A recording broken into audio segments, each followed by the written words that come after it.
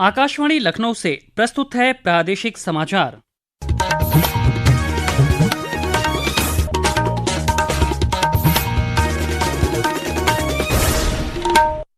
मुख्य समाचार।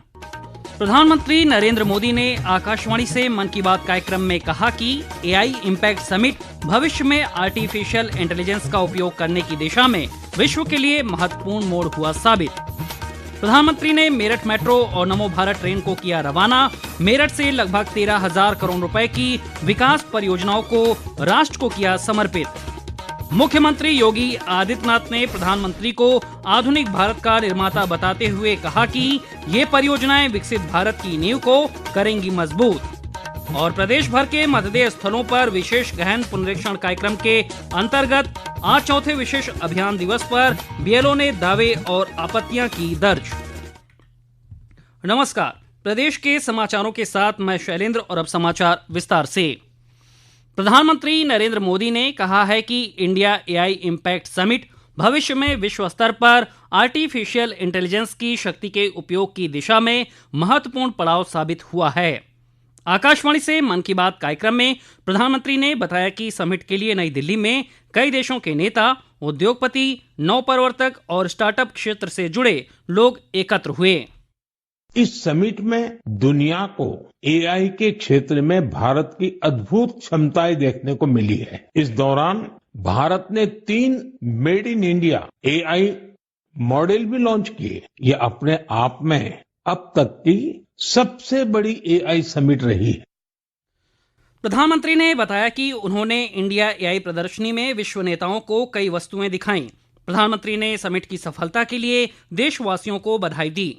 उन्होंने कहा कि वर्तमान T20 क्रिकेट विश्व कप में कनाडा, अमेरिका, ओमान, न्यूजीलैंड, संयुक्त अरब अमीरात और इटली की टीम में कई भारतीय मूल के खिलाड़ी हैं। प्रधानमंत्री ने कहा कि देश में अंगदान के प्रति जागरूकता लगातार बढ़ रही है। उन्होंने कहा कि एक नेक काम अनगिनत लोगों का जीवन बदल सकता है। प्रधानमंत्री मोदी ने कहा कि मन की बात में डिजिटल अरेस्ट और डिजिटल धोखाधड़ी पर उनके भाषण के बाद समाज में इस दिशा में काफी जागरूकता आई है। डिजिटल अरेस्ट और डिजिटल फ्रॉड को लेकर हमारे समाज में काफी जागरूकता आई, लेकिन अभी भी हमारे आसपास ऐसी घटनाएं हो रही हैं जो अक्षम्य है। आपका सतर्क रहना, जागरूक रहना बेहद जरूरी है। प्रधानमंत्री ने बताया कि राष्ट्रपति भवन में कल से राजगोपालाचारी उत्सव मनाया जाएगा। 1 मार्च तक चलने वाले इस उत्सव के दौरान राष्ट्रपति भवन के केंद्रीय प्रांगण में स्वतंत्र भारत के पहले गवर्नर जनरल सी राजगोपालाचारी की प्रतिमा का अनावरण होगा। प्रधानमंत्री ने आशा व्यक्त की है कि विद्यार्थी पूरी लगन से अपनी परीक्षाओं की तैयारी कर रहे हैं और तनाव में नहीं हैं। मेरे प्यारे बच्चों, आप तो एग्जाम वॉरियर है। मुझे विश्वास है आप सभी पूरे मन से इम्तिहान की तैयारियों में लगे होंगे। खुद पर भरोसा रखिए। जो पढ़ा है उसे पूरे मन से लिखिए और जो नहीं आया उस एक सवाल को अपने मन पर हावी मत होने दीजिए। और एक बात, अपने माता पिता और शिक्षकों से बात करते रहिए। वे आपके नंबरों से नहीं, आपके प्रयास से आपकी पहचान करते हैं। प्रधानमंत्री ने रमजान और आगामी होली के त्यौहार की देशवासियों को शुभकामनाएं दी। उन्होंने वोकल फॉर लोकल के मंत्र को भी दोहराया। हमारे होली के त्योहारों में या अन्य कोई भी त्योहार में अनेक ऐसे साजो सामान घुस गए हैं जो विदेशी हैं। इन्हें त्योहारों से दूर रखिए, स्वदेशी अपनाइए। जब आप स्वदेशी खरीदते हैं तो देश को आत्मनिर्भर बनाने के अभियान में भी मदद करते हैं। प्रधानमंत्री के मन की बात कार्यक्रम को आज प्रदेश भर में बड़े उत्साह के साथ सुना गया। वाराणसी, जौनपुर, कानपुर नगर सहित प्रदेश भर में भाजपा नेताओं और कार्यकर्ताओं के अलावा आम लोगों ने भी मन की बात में कही गई बातों को सराहा और उससे प्रेरणा ली। प्रधानमंत्री नरेंद्र मोदी ने आज मेरठ के शताब्दी नगर नमो भारत स्टेशन से मेरठ मेट्रो और नमो भारत ट्रेन को रवाना किया। उन्होंने मेरठ साउथ स्टेशन तक मेट्रो की सवारी भी की। प्रधानमंत्री ने 82 किलोमीटर लंबा दिल्ली मेरठ नमो भारत कॉरिडोर राष्ट्र को समर्पित किया।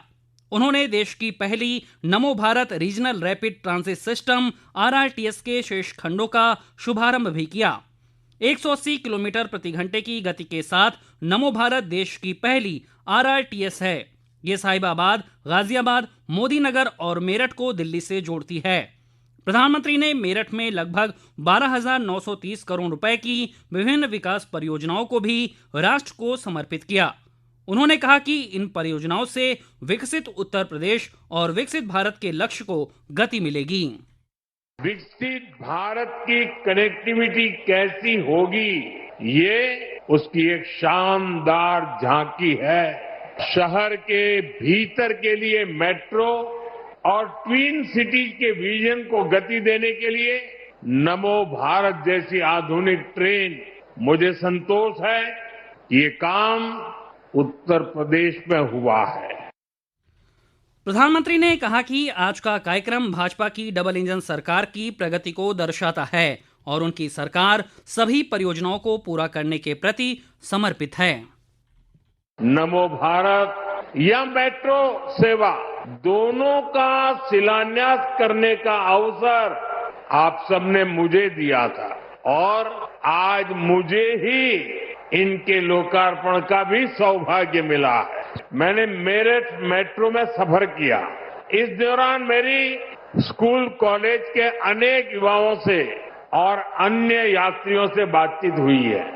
सबका यही कहना था कि इतने शानदार काम की उन्होंने कल्पना भी नहीं की थी। प्रधानमंत्री ने कहा कि इन परियोजनाओं में नारी शक्ति का प्रदर्शन होता है। इस अवसर पर मुख्यमंत्री योगी आदित्यनाथ ने कहा कि प्रधानमंत्री नरेंद्र मोदी आधुनिक भारत के निर्माता हैं। उन्होंने कहा कि ये परियोजनाएं विकसित भारत की नींव को मजबूत करेंगी।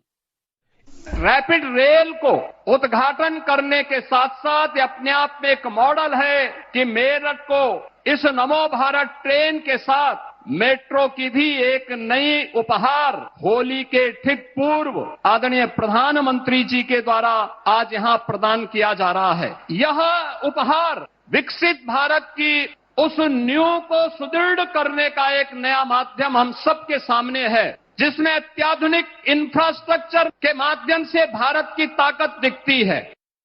ये समाचार आप आकाशवाणी लखनऊ से सुन रहे हैं। ताज़ा समाचार जानने के लिए आप हमारी वेबसाइट newsonair.gov.in पर लॉगिन कर सकते हैं।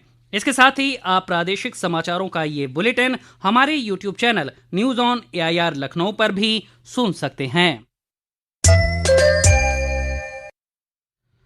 मुख्यमंत्री ने आज लखनऊ में एआई तकनीक को बढ़ावा देने के उद्देश्य से प्रदेश सरकार की पहल पर एक निजी सॉफ्टवेयर कंपनी के इनोवेशन सेंटर का उद्घाटन किया। इस अवसर पर उन्होंने कहा कि क्वांटम कंप्यूटिंग कार्यक्रम को प्रदेश से प्रारंभ करके डीप टेक की दिशा में प्रधानमंत्री के विजन को आगे बढ़ाने के नए अभियान को ले जाने में सफल होंगे। उत्तर प्रदेश को मैन्युफैक्चरिंग हब ऑफ इंडिया बनाने के लक्ष्य के साथ मुख्यमंत्री योगी आदित्यनाथ सिंगापुर और जापान के 4 दिवसीय दौरे पर रहेंगे। पेश है एक रिपोर्ट। मुख्यमंत्री 23 और 24 फरवरी को सिंगापुर, 25 और 26 फरवरी को जापान प्रवास के दौरान 33 वैश्विक कंपनियों के प्रतिनिधियों से मुलाकात कर प्रदेश में निवेश, तकनीकी सहयोग और औद्योगिक विस्तार के नए अवसरों पर चर्चा करेंगे। इस यात्रा के दौरान मुख्यमंत्री G2B गवर्नमेंट टू बिजनेस बैठकों और राउंड टेबल मीटिंग के जरिए निवेशकों से सीधे संवाद करेंगे। प्रवासी भारतीयों और प्रदेशवासियों को संबोधित करने के साथ वे स्कूली बच्चों से भी बातचीत करेंगे और प्रदेश की विकास यात्रा साझा करेंगे। समाचार कक्ष से दीपाली। मुख्य निर्वाचन अधिकारी नवदीप रिढ़वा ने बताया है कि भारत निर्वाचन आयोग के निर्देश पर विशेष गहन पुनरीक्षण कार्यक्रम के अंतर्गत अधिक से अधिक संख्या में पात्र नागरिकों को मतदाता सूची में सम्मिलित कराने और मतदाता सूची को शुद्ध एवं अपडेट करने के उद्देश्य से दावा एवं आपत्ति प्राप्त किए जाने के लिए आज प्रदेश भर के सभी मतदेय स्थलों पर चौथा विशेष अभियान दिवस आयोजित किया गया। उन्होंने बताया कि 1,66,00,000 से अधिक नो मैपिंग और तार्किक विसंगतियों के नोटिसों की सुनवाई पूरी हो चुकी है। कुशीनगर, मऊ, कानपुर देहात और अमरोहा सहित विभिन्न जिलों में सभी मतदेय स्थलों पर बूथ लेवल अधिकारियों ने लोगों से नाम जोड़ने, संशोधन कराने और आपत्तियां दर्ज करने के आवेदन स्वीकार किए। होली पर लखनऊ आने और जाने वाले यात्रियों की सुविधा के लिए रेलवे प्रशासन ने होली स्पेशल 2 और ट्रेनों की घोषणा की है। ये ट्रेनें 26 फरवरी से चलेंगी। फिरोजपुर से दानापुर और ऋषिकेश से कोलकाता के बीच इनका संचालन होगा। उत्तर रेलवे लखनऊ मंडल के सीनियर DCM कुलदीप तिवारी ने बताया कि ये ट्रेनें विशेष दिनों में चलाई जाएंगी और प्रदेश के कई जिलों से होकर गुजरेंगी। ICC T20 क्रिकेट विश्व कप के सुपर 8 मुकाबले में आज अहमदाबाद के नरेंद्र मोदी स्टेडियम में भारत और दक्षिण अफ्रीका के बीच मैच खेला जा रहा है। दक्षिण अफ्रीका ने टॉस जीतकर पहले बल्लेबाजी का फैसला किया है। और अंत में मुख्य समाचार एक बार फिर। प्रधानमंत्री नरेंद्र मोदी ने आकाशवाणी से मन की बात कार्यक्रम में कहा कि AI इम्पैक्ट समिट भविष्य में आर्टिफिशियल इंटेलिजेंस का उपयोग करने की दिशा में विश्व के लिए महत्वपूर्ण मोड़ हुआ साबित।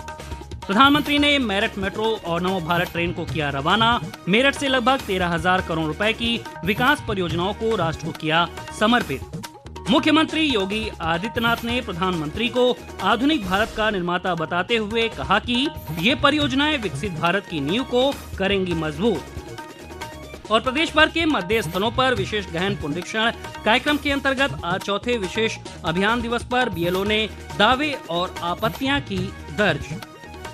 इसी के साथ प्रादेशिक समाचारों का ये बुलेटिन समाप्त हुआ। अगला बुलेटिन रात 8 बजे FM पर प्रसारित किया जाएगा। नमस्कार।